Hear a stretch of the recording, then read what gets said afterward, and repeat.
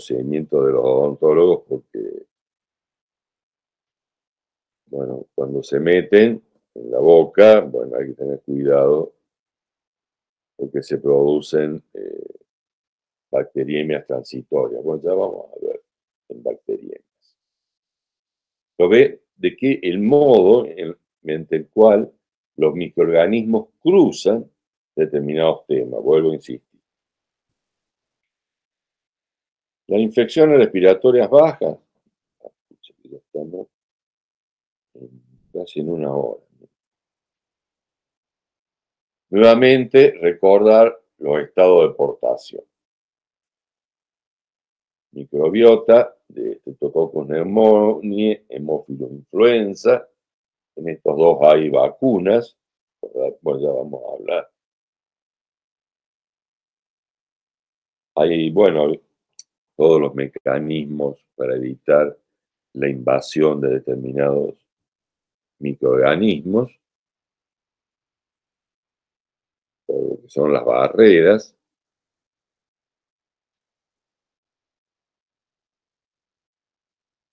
En las infecciones respiratorias bajas hay un tema cuando el árbol bronquial se divide, el derecho, ven ustedes que el bronquio derecho es menos curvo que el izquierdo, lo que hace más factible las infecciones bacterianas y virales en el derecho, aunque las virales suelen ser en ambos. La más frecuente es la inhalación a partir del amigo o de la persona que te lo transmitió a través de las famosas gotitas de flush. También los hay por vía hematógena, también lo hay por microaspiraciones, es decir, el individuo se aspira los microorganismos que tiene ya portando en faringe.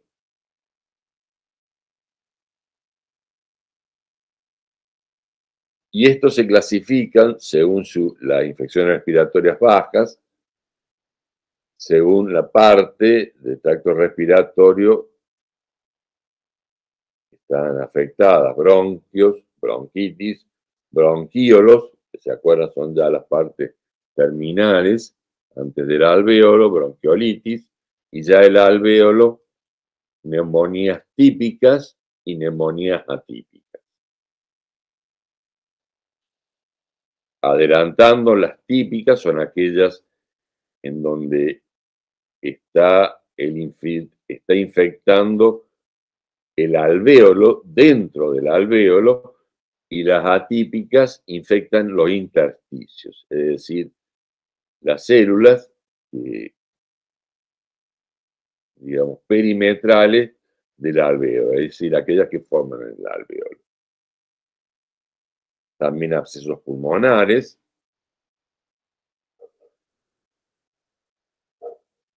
A ver, también las neumonías pueden ser adquiridas en las comunidades o bien ser intrahospitalaria o en los pacientes que tienen asistencia respiratoria. Son más graves las intrahospitalarias, seguramente ahí Romina nos dará. ¿Estás?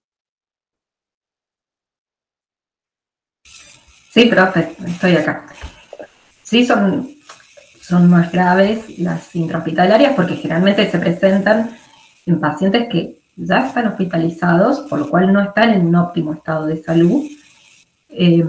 Muchas veces son complicaciones asociadas a la ventilación mecánica. Por ejemplo, un paciente que tiene un traumatismo, un accidente y requiere entonces una ventilación mecánica porque tuvo, no sé, daño en el tórax o tiene algo neurológico por lo cual no puede respirar por sí mismo. Por ejemplo, tuvo un ACV, tuvo un derrame cerebral, o tuvo una cirugía muy compleja y salió ventilado, salió conectado al respirador, y 48, 72 horas después empieza con fiebre, con síntomas, con aumento de la broncorrea, Y esos son síntomas de que esa vía aérea que fue instrumentada, que está conectada a una asistencia respiratoria mecánica, tiene un microorganismo intrahospitalario. Entonces, este cuadro va a complejizar mucho más la situación de un paciente que ya es crítico. De ahí la gravedad. Y generalmente los microorganismos que tenemos adentro del hospital no son ningunos mansitos, ¿no? Porque ya tienen sus amplias resistencias a los antibióticos más comunes. Entonces deben ser tratados con antibióticos específicos, eh, según la sensibilidad. Bueno, es mucho más complejo el tratamiento en estos casos. Y por supuesto, el pronóstico se ensombrece. Es claramente distinto a una neumonía adquirida en la comunidad. Aparte, la situación del paciente es totalmente diferente, ¿no? Los agentes etiológicos, bueno, tenemos los principales, las causas más frecuentes de infecciones respiratorias graves, por lo menos así sale en el boletín epidemiológico nacional, que espero que lo comiencen a ver porque es sumamente interesante. Virus influenza, para influenza, respiratorio sincicial y COVID, que está ahí, lo agregué al final. Pero también hay otros, como sarampión, que han aparecido, bueno, que han emergido nuevamente. Bueno, y de bacterias, Streptococcus pneumoniae, Haemophilus influenza, para los cuales hay vacuna, Moraxella, clamidia, micoplasma, legionela, cada una de estas tiene su entorno específico. A ver, bueno, acá por ejemplo vemos que en neonatos, en las primeras horas de vida, es Streptococcus agalacti y Bacillus gram negativos. Estos vienen de la madre que está colonizada y que ingresaron estos microorganismos. O está infectada por Clamidia trachomatis y el neonato tiene ahora una neumonía por clamidia. Luego, como habíamos relatado, bueno, los virus tienen un papel importante. También los virus es una cuestión interesante, hacen que expongan receptores, las células infectadas, para bacterias. Es decir, ahí se hace una infección, digamos, una coinfección entre las bacterias y determinados virus. Esto lo tienen que leer y estudiar.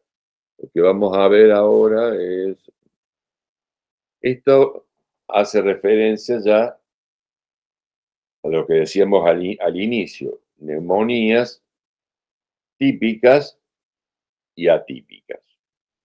A la izquierda estamos viendo epitelio alveolar de un individuo sano, por lo menos en cuanto a los alvéolos.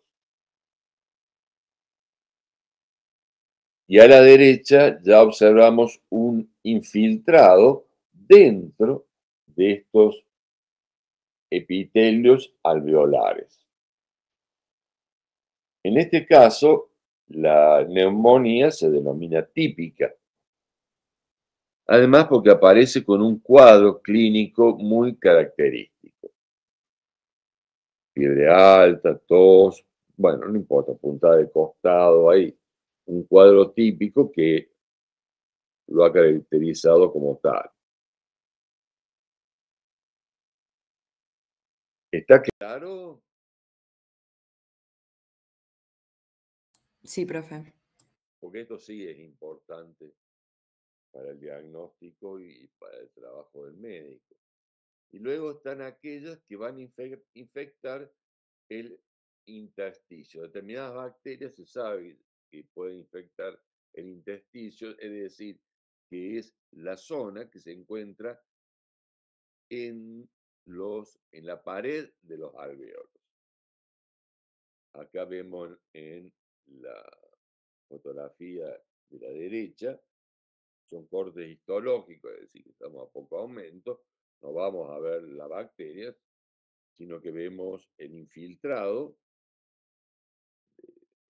macrófagos, monocitos, linfocitos, que se encuentra en el intersticio y respeta los sacos alveolares. Pero lo mismo es una neumonía y se produce, todos los elementos de un síndrome de dificultad respiratoria. Además, esto de atípica tiene que ver con, se me quedó, a ver si está más adelante, sí, está más adelante, con las atípicas tienen determinadas, no solo una cierta evolución más gradual, más solapada, tienen una imagen radiológica distinta, tienen determinadas, características que son diferentes. Y son las más frecuentes. No sé si sigue siendo así, Romina, y ya. Sí, sí, sí, son más frecuentes que las neumonías lobares.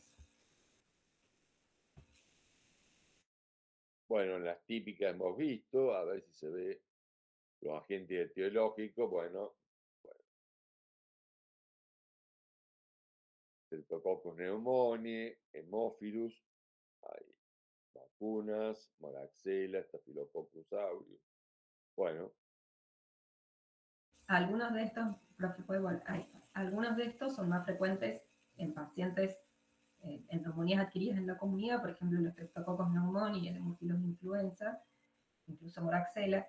Moraxella no es muy común, pero es más frecuente la presencia en pacientes que adquieren la neumonía en la comunidad. En cambio, el Cinetobacter y Pseudomonas son propias de pacientes que están internados, son propios de pacientes de neumonías intrahospitalarias.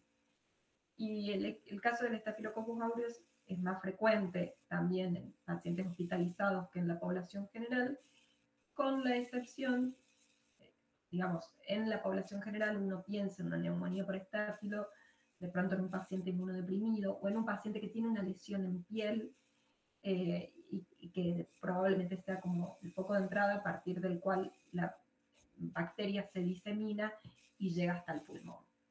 ¿Sí? Digamos, para pensar en una neumonía por estáfilo en un paciente de la comunidad, tiene que tener algunas características particulares. y es un criterio importante que acaba de decir Romina para todos. Bueno, acá, ¿qué ve Romina?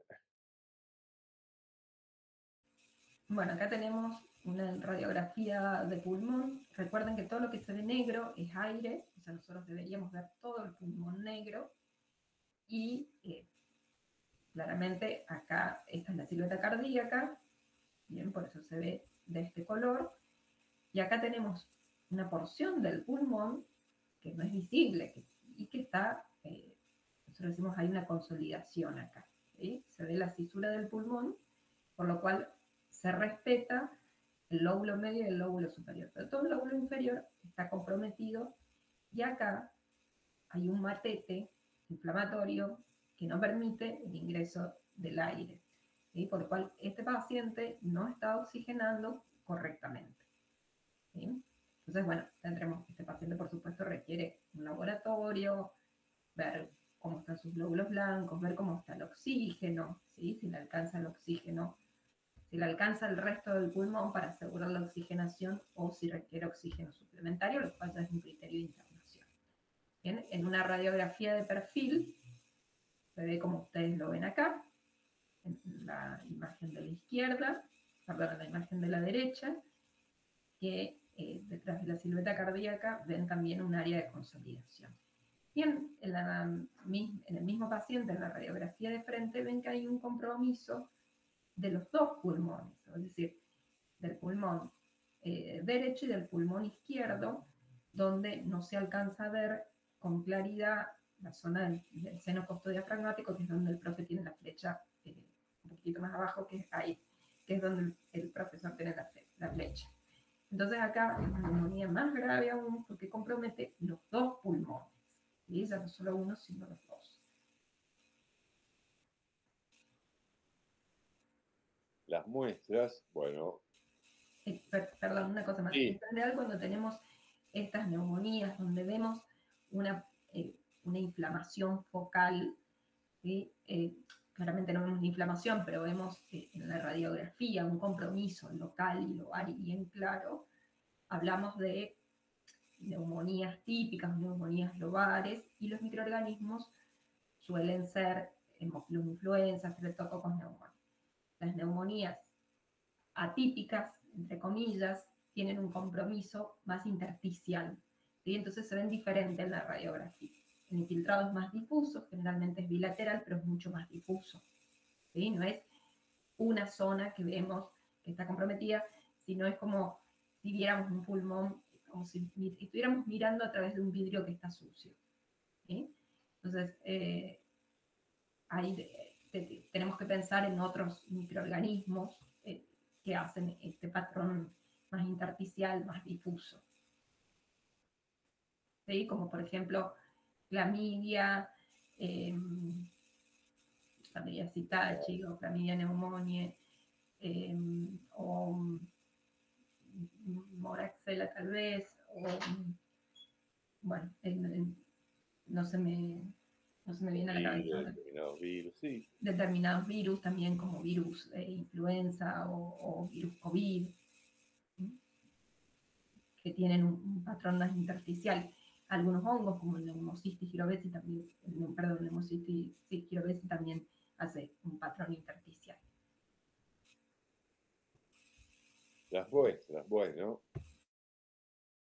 las que más en una neumonía de la comunidad se utiliza el esputo. Bueno, hay otras muestras invasivas que son por endoscopía, como lavado bronquialveolar.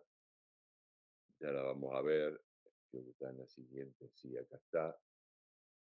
Muestras invasivas, fíjense, son por endoscopía o directamente se colocan catéteres que de acuerdo al tipo se logran volúmenes distintos. Eh, Otras muestras pueden ser, acá como la infección es generalizada, se puede obtener un desarrollo en un hemocultivo. Algunos microorganismos también pueden ser detectados los antígenos en la orina, como Streptococcus pneumoniae. La muestra que más que se utiliza con más frecuencia en las neumonías en la comunidad, bueno, uno podría decirle un hemocultivo, una orina, pero ciertamente que no vamos a utilizar este tipo de muestras. Primero, el lavado bronquialveolar. Hay diferentes tipos de lavado, la verdad que dentro de los cuales, según el tipo que sea, son las unidades formadoras en la interpretación. Si vamos a la muestra de esputo, que es la Perdón, muestra, profe, una cosita. El lavado sí, alveolar o el lavado bronquialveolar se hacen en pacientes que están ventilados, que están conectados al respirador. Entonces, uno toma la muestra a través del tubo endotraqueal por el cual el paciente está ventilado, ¿sí? Ahí el paciente está dormido. ¿Bien? El paciente que viene de la calle, que está lúcido, que está consciente, lo que le pedimos es que nos escupa dentro del frasquito y que recolectamos entonces una muestra de esputo. la muestra de esputo tiene una complejidad, no es una buena muestra porque atraviesa todo el tracto respiratorio superior. Por lo tanto, existe toda una valoración que es necesario hacer en la muestra del esputo para realizar el cultivo.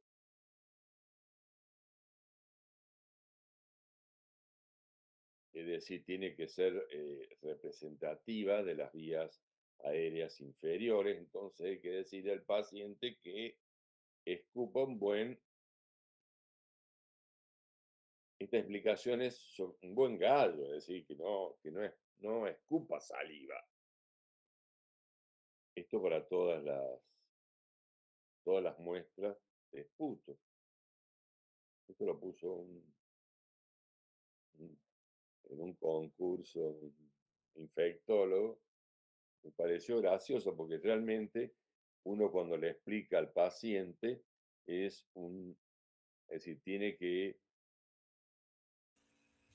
darle una explicación que no sea acorde a términos médicos. Sí, nosotros cuando le damos la indicación al paciente muchas veces usamos la expresión que grafica el dibujo, ¿sí?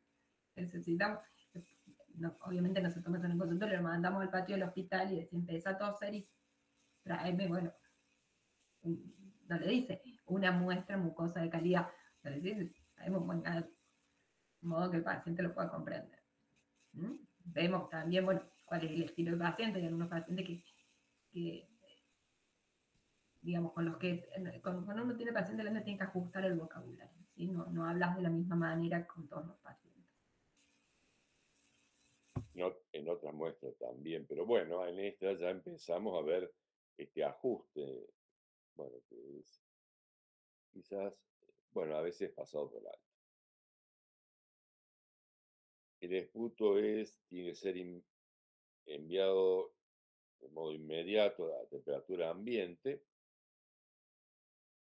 La muestra puede ser también para el estudio de tuberculosis, que ya vamos a ver, que tiene un envío y conservación distinto. Pero continuando con la muestra para estas otras infecciones, se hace esta valoración. Esta valoración no se hace para tuberculosis. No se hace esta valoración. Es decir, tenemos que evaluar en un objetivo de 10 por, nuevamente, ¿ves? Por eso yo le decía, el 10 por se multiplica por el otro 10 por que está en el ocular. Es decir, que estamos observando primero 100 aumentos. Tiene que haber determinada cantidad de polimorfonucleares por campo y cuanto más polimorfos, mejor, y pocas células epiteliales para considerarla apta. Hay un número determinado. Luego, además, es necesario que haya en esa observación, cambiamos el aumento del objetivo y tiene que ser con predominancia de germen, es decir, que tiene que haber un predominio de alguna morfología y disposición.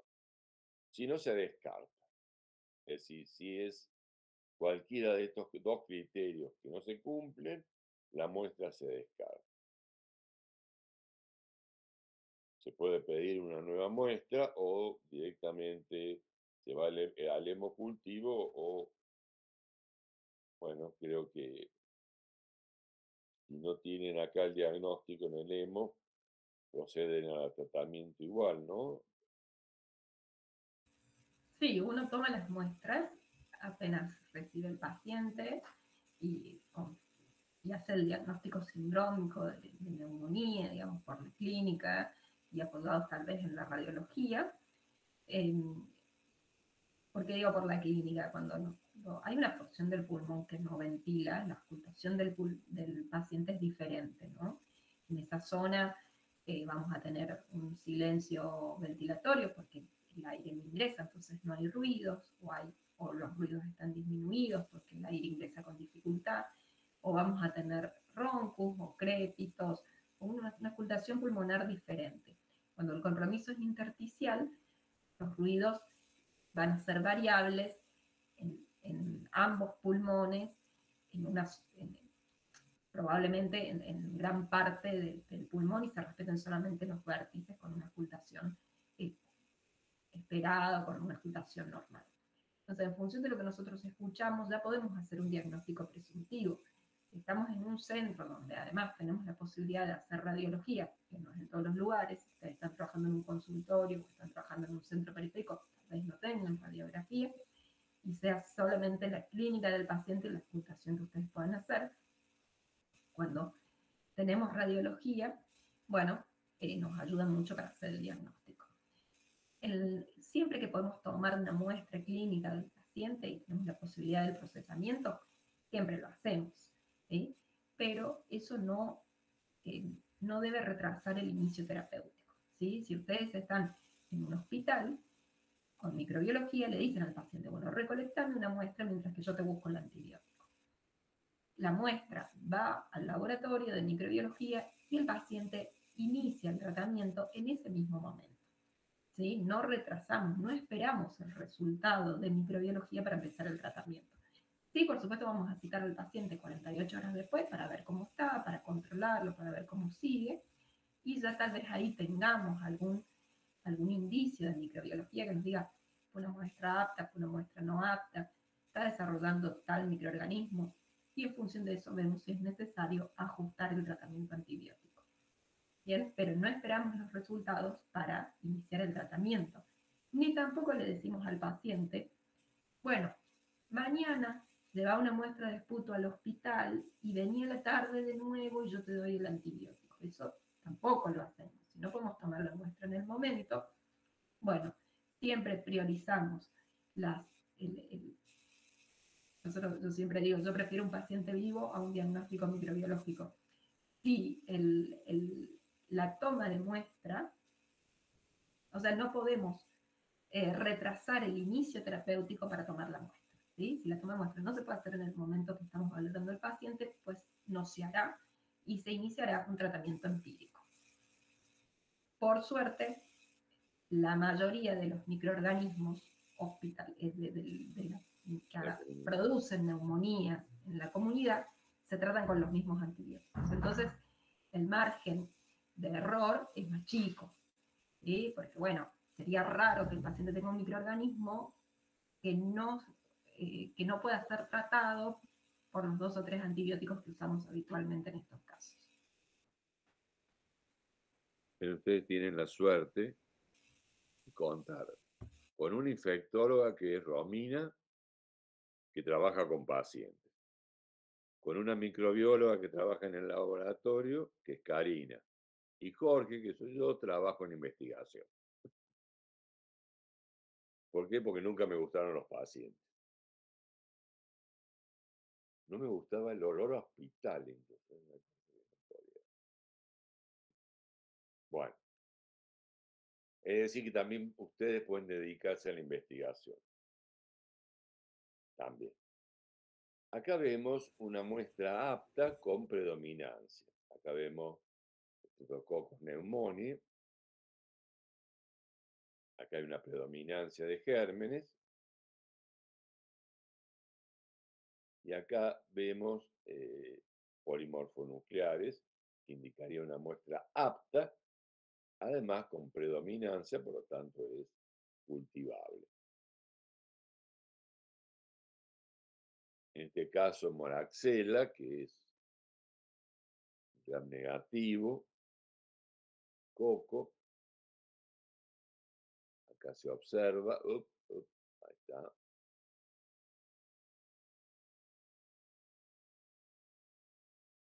Esta muestra, bueno, dice lavado bronquial alveolar, acá vemos un Staphylococcus, Staphylococcus aureus, ahí están agrupados.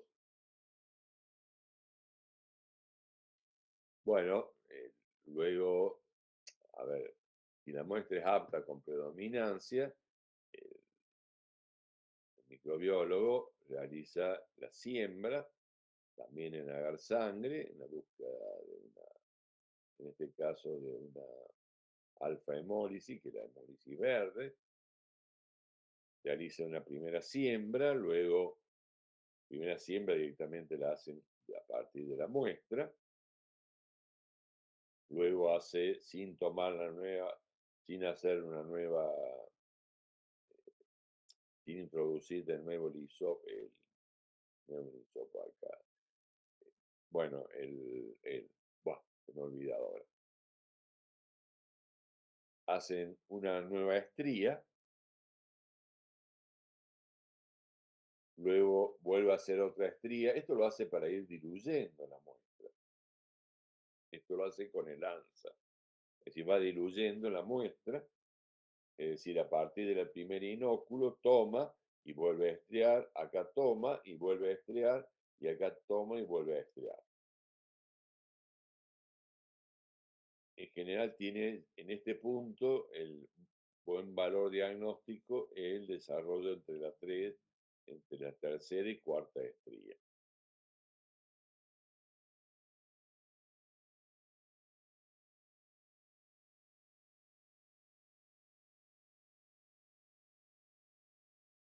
Fíjense del modo en que toda la microbiología o gran parte se realiza con métodos semicuantitativos, ¿no? Es decir, acá no es que contemos los bichos, sino directamente vemos en general de forma semicuantitativa la cantidad de desarrollo.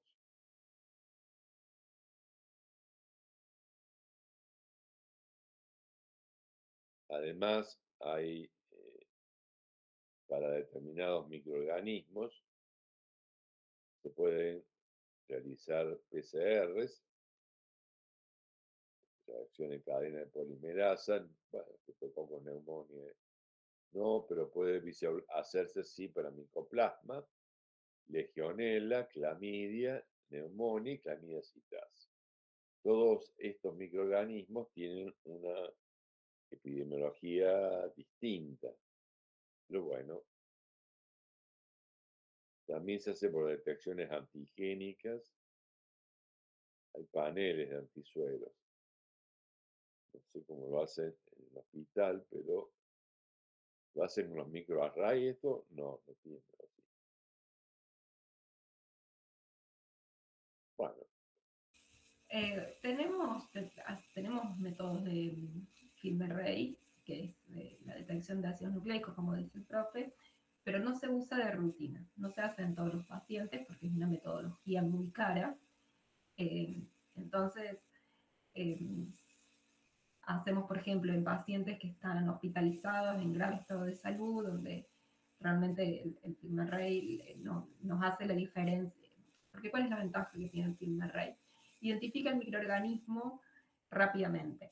Entonces nosotros, una hora después de tomar la muestra, sabemos el nombre y apellido del microorganismo. Eso no nos da la sensibilidad antimicrobiana, por lo cual el cultivo se tiene que hacer en paralelo. O sea, igual tenemos que hacer cultivo para poder saber la sensibilidad que tiene el microorganismo. Pero en pacientes gravemente en enfermos, estas técnicas se detectan múltiples microorganismos, ¿no? claro, son como unos cassettes que tienen 10 bacterias, 5 virus, 5 hongos, un par de parásitos. Entonces, pueden detectar cualquiera de los microorganismos que con más frecuencia producen infecciones respiratorias bajas, tanto en pacientes de la comunidad como hospitalizados o en pacientes inmunodeprimidos.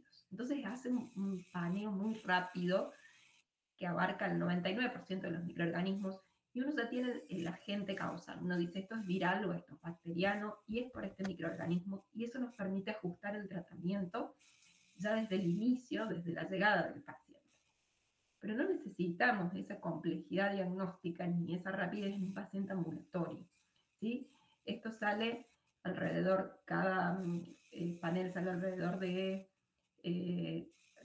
400.000, 500.000 pesos, ¿sí? Aproximadamente, si tengo los números actualizados.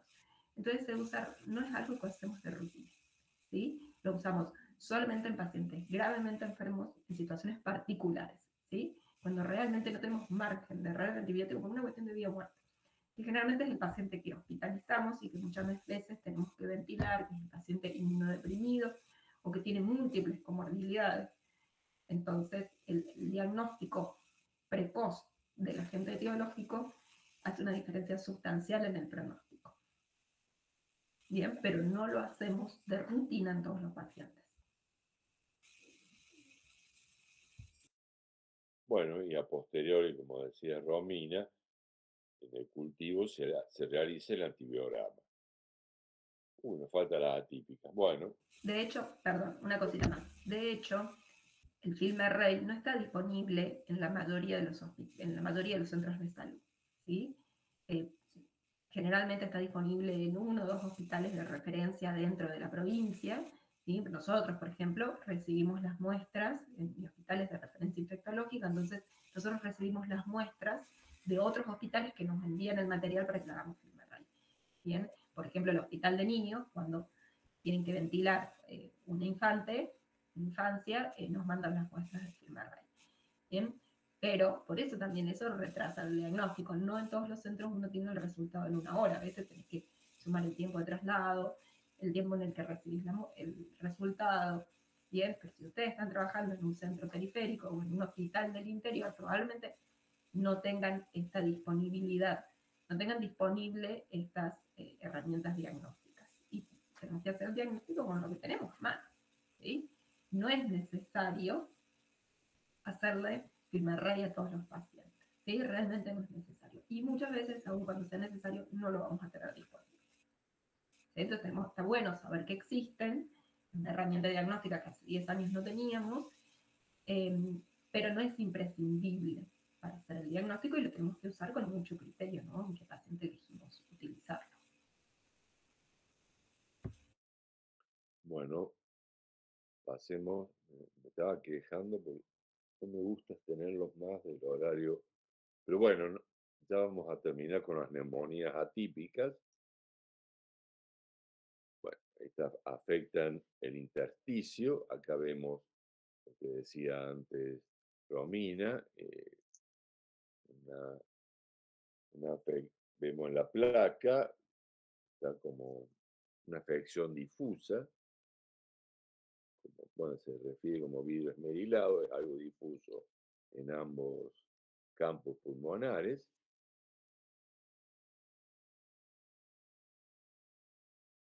Y las bacterias y virus generalmente es respiratorio sincicial como virus, influenza, SARS-CoV-2, COVID, algunas bacterias como Clamidia psittaci, Clamidia pneumoniae, Trachomatis. Muchas de estas obviamente tienen perfiles epidemiológicos distintos. Es decir, no es decir, uno por la epidemiología va ya pensando determinado microorganismo. Micoplasma, Legionella y Coxiella. Clamidia trachomatis, vieron ustedes que hemos hablado del recién nacido. Bueno, y así, Psittaci, los que tienen aves, bueno. Legionella en los sistemas de ventilación, que hubo un brote hace poco.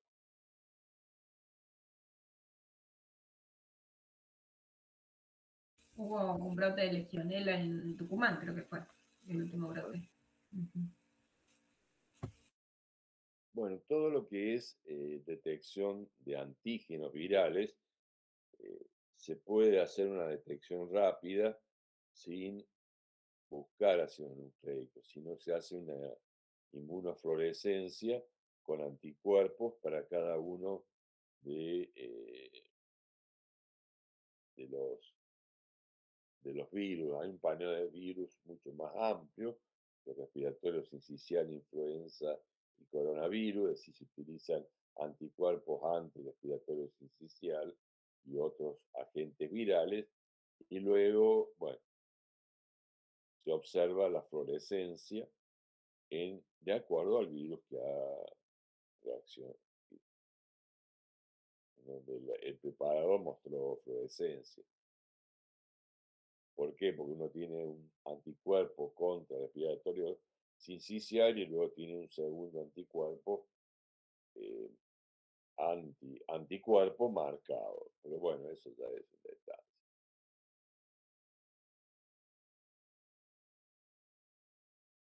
como son infecciones que están diseminadas en la comunidad o que no producen infecciones generalizadas, o bien pueden producir múltiples infecciones, es decir, en el mismo individuo, no se suele utilizar la serología, no es una herramienta, sino que se busca directamente al agente. Estos agentes virales y estos agentes bacterianos no forman parte de la microbiota. Un concepto sobre esto. Uno puede tener influenza del virus que causa la gripe, y uno tiene gripe muchas veces a lo largo de la vida. Además, muchos estamos vacunados para gripe.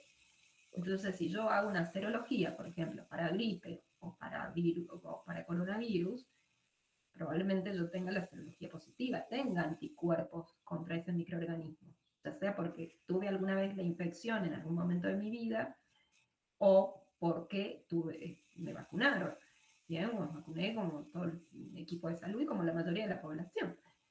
Entonces, tener una serología positiva, en este caso, no hace diagnóstico. No significa que porque yo tenga anticuerpos, ese sea el microorganismo responsable del cuadro que yo tengo actualmente.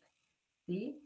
Que yo tenga anticuerpos para virus influenza no significa que ahora yo tenga fiebre, moco, tos y me sienta horrible por virus influenza. ¿Sí? A lo mejor es por otro virus, y lo que yo tengo es además una memoria inmunológica.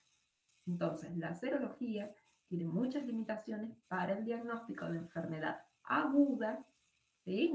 No solo por encontrar una serología positiva le podemos echar la culpa a ese microorganismo, ¿sí? Porque probablemente en estos microorganismos que son de circulación tan extendida en la comunidad, probablemente sea una memoria inmunológica y no el responsable del cuadro actual.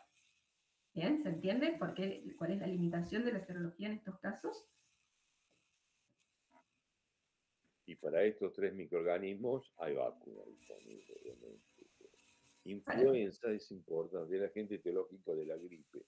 Pero cuando se habla del síndrome gripal, de esa historia, no estamos muchas veces haciendo referencia necesariamente a virus influenza. Estoy engripado, dice, no tiene nada que ver con la gripe. La gripe es producida por el virus influenza.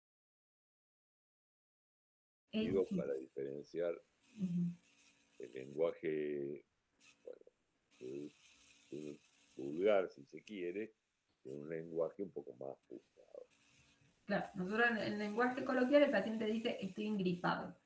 Nosotros eso, epidemiológicamente, lo ponemos dentro de el síndrome de enfermedad tipo ETI, o sea, enfermedad tipo influenza. Nosotros decimos es una ETI, es una enfermedad tipo influenza. El paciente tiene tos, tiene moco, tiene fiebre, le duele el cuerpo, se siente mal, ¿sí? ¿Quiénes pueden causar una ETI, una enfermedad tipo influenza? Bueno, influenza, virus parainfluenza, virus sincitial respiratorio, virus coronavirus, virus rinovirus. Bien, hay un montón de virus que hacen la misma clínica, el mismo síndrome, ¿sí? Y que se encuadran epidemiológicamente en enfermedad tipo influenza. Y que se ajustan al lenguaje coloquial en estoy gripado, estoy resfriado, ¿sí?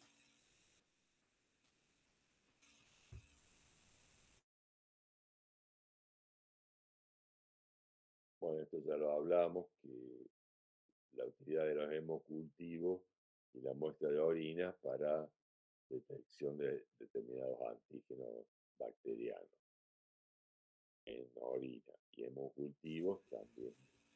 Obviamente para antígenos bacterianos.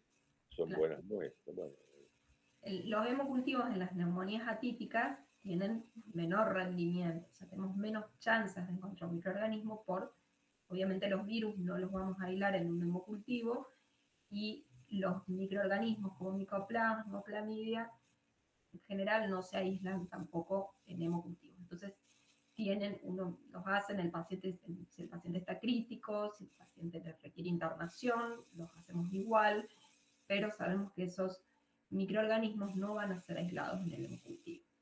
Y las muestras de orina para detección de antígenos, también la misma observación que hacíamos con el FilmArray, son buenísimas para hacer diagnóstico etiológico, pero no están disponibles de rutina en todos los centros y no se hacen en todos los pacientes, sino en pacientes seleccionados. Bueno, esto de las vacunas, algo hemos referido. Bueno, ustedes deben conocer el calendario de vacunación. Prueban a comenzar a leer el Boletín Epidemiológico Nacional, van a ver las semanas epidemiológicas, todos los ya hemos conversado, la cantidad de enfermedad tipo influenza, tipo, enfermedad tipo influenza, sí, ETI, y luego la de virus influenza confirmado, bueno, respiratorio sincicial, etc. Acá hemos puesto como vacuna la BCG, pero va a pertenecer al tema de tuberculosis.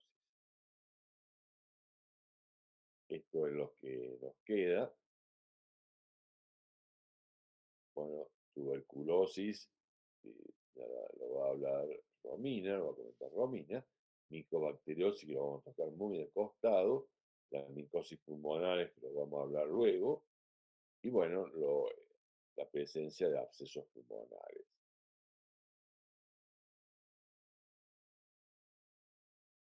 Y acá, bueno, no, esto no vamos a verlo.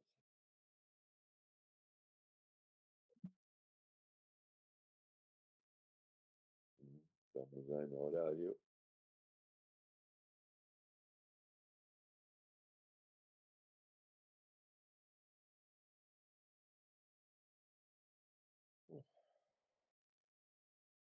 ¿Dudas? Ahí.